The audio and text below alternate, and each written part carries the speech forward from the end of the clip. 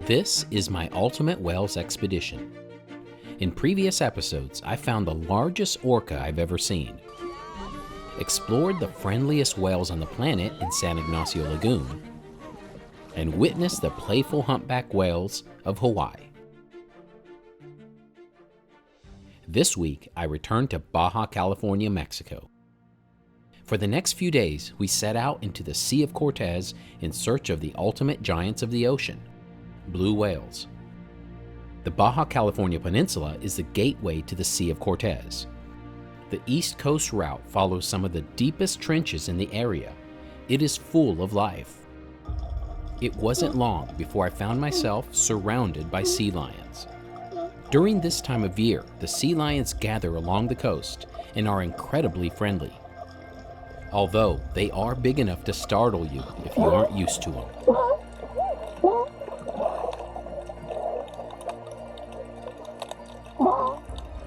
Gliding through the water on the first day, surrounded by sea lions, was just a preview of things to come. This quick stop was a great start to our expedition, but we were here to see something big. And so we continued north into the Sea of Cortez, to a place that is believed to be an important calving and nursing area for blue whales. But it's the fin whale that made the first appearance, the second largest animal on the planet. The fin is why it gets its name. It is also the fastest whale on the planet. But just as soon as it was there, it was gone. The fin whale was a fabulous find, but it was another giant we found that stole the day. A whale shark. I had the opportunity to photograph this giant from underwater. It is only in the moment you are beside one that you realize just how small you are in the ocean. And making eye contact, that's a whole other experience. Because the deep sea trenches hug the coast of the Sea of Cortez, the upwelling into the shallow areas creates an environment rich in nutrients, making it an ideal feeding ground for whale sharks. Filming this one feed will certainly rank among my favorite moments on this expedition. Because they spend so much time at the surface, they unfortunately suffer injuries that can last a lifetime. Whale sharks are listed as endangered because their populations are currently decreasing. This encounter was humbling in every form possible and put into perspective how big yet vulnerable ocean giants are. This wasn't the only shark on the endangered list we found. Just days before, I filmed this beautiful scalloped hammerhead shark. This species is currently critically endangered, at risk of extinction. If there's something that can be said about the Sea of Cortez, it's that you never know what you will find. On this day, in our search for the blue whales, we were greeted by a species I'd never seen before, false killer whales. I was not expecting them to be so large. They have been known to grow up to 20 feet in length. Much like killer whales, they are highly social animals that exhibit sophisticated social behaviors. As we continued our search into the heart of the Sea of Cortez, escorted by scores of common dolphins, my anticipation built as we neared the canyons known to be frequented by the blues.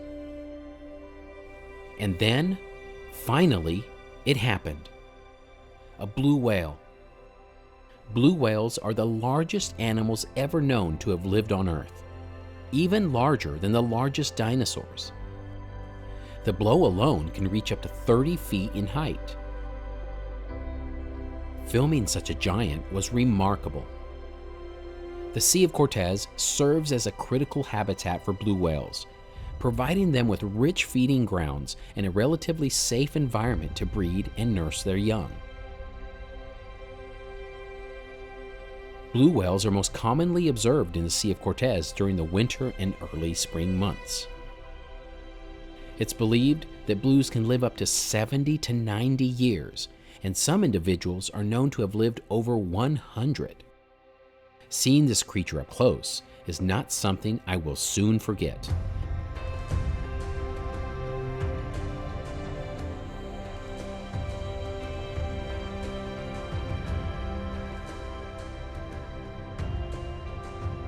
Anyone who has witnessed a blue whale fluke may agree that it's one of the ocean's most incredible sights.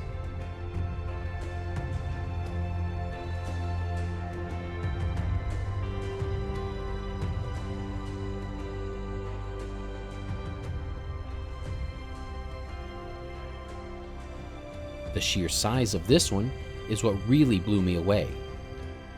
Our boat is nearly 120 feet long. Here, you can see just how large this animal is. Even at birth, they are already 23 feet long and gain an incredible 200 pounds per day in their first year. Needless to say, everything is grand when it comes to blue whales.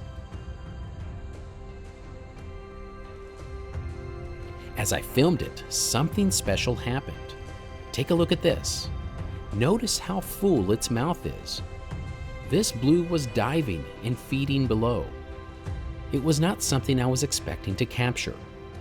A blue whale's mouth is so large that it can hold up to 90 tons of food and water. With this much capacity, a blue can consume about 4 tons of krill per day during the feeding season. If you take a step back and think about it, the largest animal on the planet is dependent on some of the smallest creatures on the planet for food. It really brings to focus the importance of keeping every block of the ecosystem healthy. It is all interconnected.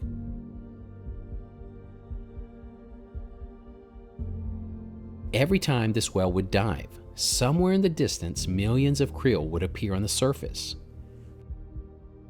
It was evident what was happening. This whale was seemingly down below, scaring the food up to the surface. It is nearly impossible to predict where this whale would appear, but each time it would come up, it had a mouthful of food and water. The result was footage I've never captured before. I could do nothing but take in the moment while trying to focus on capturing it. Each time the whale came up with a mouthful, it was a hopeful sign that the ecosystem, despite all the challenges it must endure, is functioning here. Look closely here and you can see the baleen plates made of keratin, which they use to filter their food from the water. It's among my favorite clips I've captured on this journey.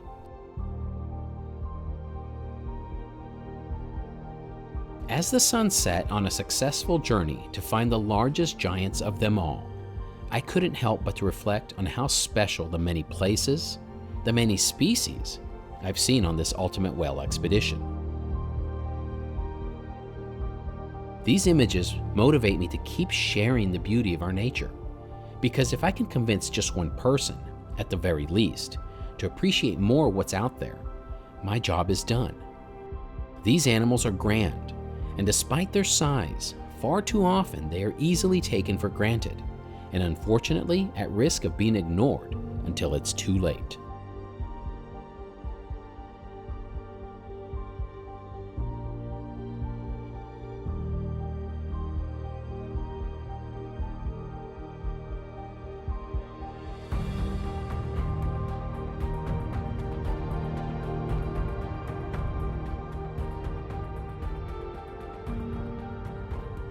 Coming up in episode 7, I return to San Ignacio Lagoon to photograph the gray whales. And I find orcas in the Sea of Cortez in what is probably the greatest experience I've had so far. Thanks for watching.